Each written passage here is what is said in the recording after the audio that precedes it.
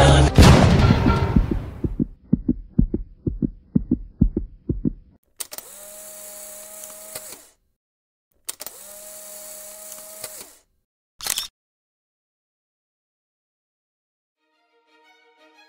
The Bulls dynasty throughout the 90s captured the imagination of basketball fans around the world. Of course, we all knew the names Michael, Scotty, Rodman, Kukoc, but there was always something elusive about the key to their success. There was always this guy next to head coach Phil Jackson scribbling notes all game, and when we heard the word triangle, we nodded without really knowing. But let's end that right now by breaking down exactly how this ballet of player and ball movement worked, and once and for all, explain the patterns and actions behind the real Last Dance.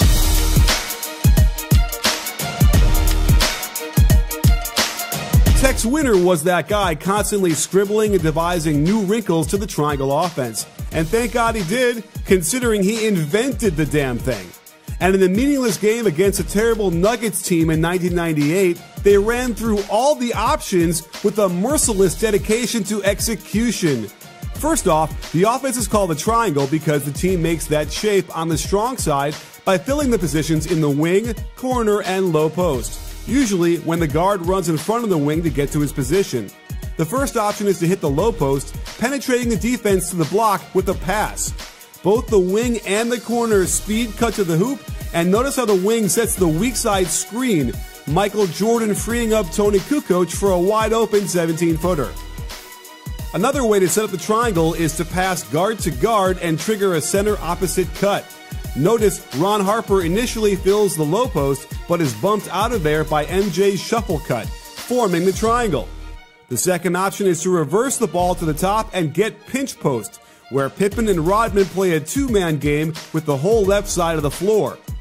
When this invites the double team, you can see how the built-in spacing gets the wide-open 17-footer, and in the modern game, this would simply be a three. The third option is the backdoor step, otherwise known as blind pig. If the forward can't pass to the low post or the guard out top, the weak side forward flashes to the free throw line, and the guard backdoor cuts behind him. Tony Kukoc was a great passer, and Ron Harper was a great cutter with size. The fourth option was the pass to the corner. Watch the passer get a back screen from the center before setting a ball screen. The cutter then gets a pin down from the weak side forward, and on the reversal, Scotty is wide open for the shot. This allows the offense to then attack closeouts before generating what would have been a wide open three in today's game. Another key, by forcing the defense to scramble so much, the triangle opened up tons of offensive rebounds when guys like Rodman could roam free. These four options were called automatics, and it's the key to teaching the triangle offense. What should also be an automatic is checking out Daily Pods, a way to get awesome wireless headphones that look like AirPods, but are a much better value. Look how smooth Michael Jordan looks with his footwork on this move. That's how smooth you can look by picking from classic white, green, red, or black. And I can save you 10% off in the month of April only. So what are you waiting for? In these trying times, we need to find great deals. So check out Daily Pods now. Their reviews are as good as the Bulls dynasty was, so you know they're worth it. Use my code COACH10 to save 10%, but don't wait too long. Click on that link below and use COACH10 so you can listen to music in perfect harmony, just like the Bulls players moved around the court like 5 fingers on a hand. Another wrinkle they get out of timeouts is the guard quickie, essentially pinch post action run right away at the wing. This looks a lot like what the Rockets and Clippers run today out of the 21 series. Notice how this leads to a center opposite cut for Michael Jordan, who reminds us that he's Michael Jordan. So let's go through the rest of this game to see how they generated great shot after great shot utilizing this relatively small set of automatics. So often, they'd form the triangle with Michael on the weak side, allowing him to fill the pinch post position where the guard cuts back to the left side and allows him the whole right side to do his thing. Here, they don't fill the corner on the strong side, but Harper still runs his normal pattern, setting a split screen at the elbow for Kukoc before then completing his automatic by setting a screen for the weak side forward, who happens to be Michael Jordan. This opens up enough space for him to again do his thing. Check the quick, springy shot fake that doesn't go above his nose, the left foot planted until the ball bounces, the tongue out of course, and then he switches hands on the way down after absorbing contact from an extremely large defender. The key is that they were never out of their offense. One pass and they could break right into an automatic. Pippen can't get anything quickly, so he reverses it, shuffle cuts off Rodman to the corner, then Michael makes the same cut to the low post, forming the triangle. Here's pure pinch post as Harper follows his pass and catches the defense out of position and forced to foul. There were plenty of opportunities to just let Jordan isolate when he wanted to, and I think the Bulls led the league in assists after getting in the air to shoot. One of the basic tenets to any good offense is to always cut after you pass, and that's one thing the triangle forces you to do. Check this cool way they form the triangle as Scotty stops his cut to set a shuffle screen for Scott Burrell to form the triangle on the left side. When the strong side forward passes the ball to the top, his automatic is to set a pin down for the cutter out of the corner. His second automatic is to cut back up looking for the ball in case Scotty doesn't hit the pinch post. This broke down when the ball was fumbled, but watch how smoothly they reshape the triangle again, and despite no time on the clock, actually get a decent shot after the low post split. There was also a high post alignment to the offense, which called for the guard to pass to the wing, then cut to the hoop off the UCLA cut before the high post turning to set a ball screen. This action is similar to the corner option we saw earlier, where the big man back screens before ball screening. Scotty gets the skip pass, MJ flows to the low post for the ball back, and gets his patented turnaround jumper. Here's the same high post alignment, but this time it's Jordan who's playing the guard position out top. Instead of cutting out to the weak side wing, Scotty recognizes the mismatch and gets it at the mid post, where he can do his little jab step jumper over the smaller defender. After the triangle is formed on the left side, Rodman calls for Harper to run the back doorstep. Jordan correctly reads this when his defender tries to stop him from getting backdoor, generating a wide open shot that just doesn't go in. Every player can play every position in the triangle, as the 7-foot Joe Klein moves from the post position to the corner when Scotty fills the low post. But notice how the pinch post action unfolds, allowing Klein to cut off the Buechler automatic screen to the low post. This directly gets Buechler open for three, but when he doesn't shoot it, it forces Scotty to make something happen, generating another open look on the skip pass, but they can't get it to fall.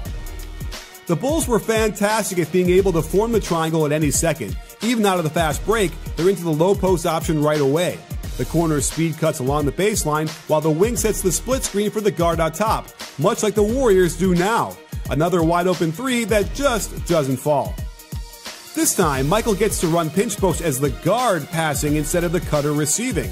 In a wrinkle I hadn't seen before, watch how Klein reverses the ball to the cutter coming up from the corner, then turns to set a pin down for MJ. All this movement for him allows him to execute a beautiful spin for an open jumper. Another cool thing is that they run their offense from out of bounds plays. It's as if they made the corner pass from the wing and they break right into the back screen, ball screen action for Michael, who can't finish after getting to the hoop, but again, all this movement and spacing provided ample opportunities for Rodman for tip-ins.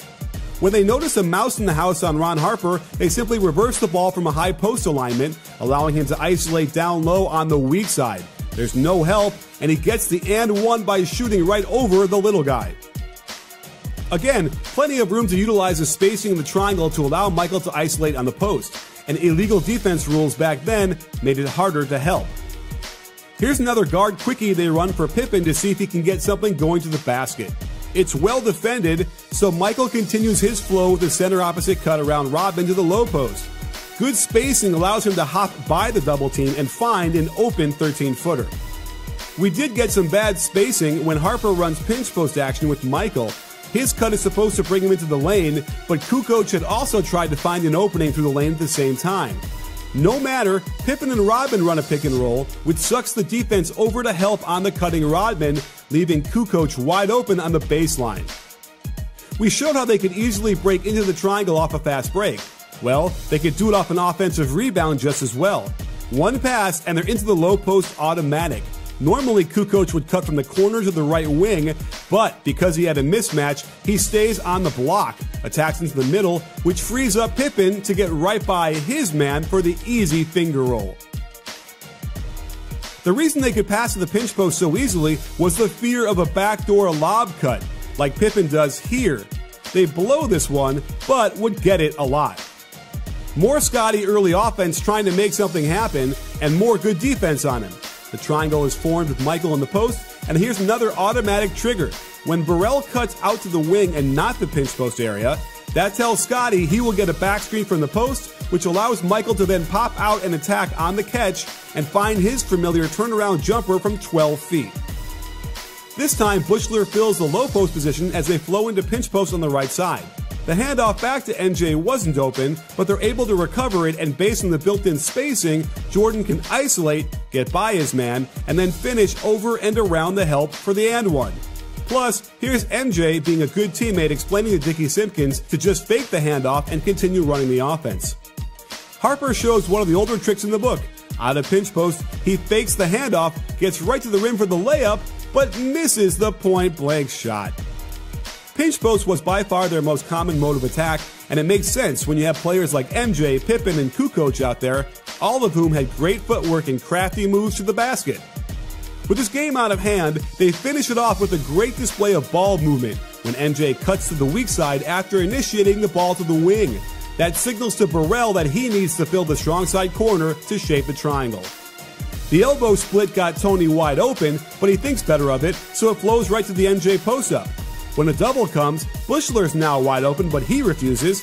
Kukoc was wide open, no shot.